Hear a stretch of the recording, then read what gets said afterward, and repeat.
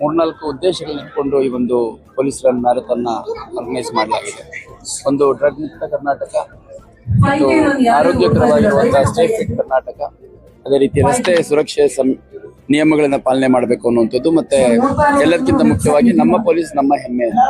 ಯಾಕಂದ್ರೆ 24 ಗಂಟೆಗಳ ಕಾಲ ದಿನದ ಮತ್ತು ವರ್ಷದ 365 ದಿನಗಳ ಕಾಲ ನಮ್ಮ ಪೊಲೀಸ್ ಇಲಾಖೆ ನಿರಂತರವಾಗಿ ಕೆಲಸ ನಿರ್ವಹಿಸ್ತಾ ಇರುತ್ತೆ. ಯಾವುದಾದ್ರೂ ಒಂದು ಇಲಾಖೆ ಹಗಲು ರಾತ್ರಿ ಅಂತ ನಿರಂತರವಾಗಿ ಕೆಲಸ ಮಾಡುವಂತ ಇಲಾಖೆ ಇದೆ ಅಂತಂದ್ರೆ ಅದು ಪೊಲೀಸ್ ಇಲಾಖೆ.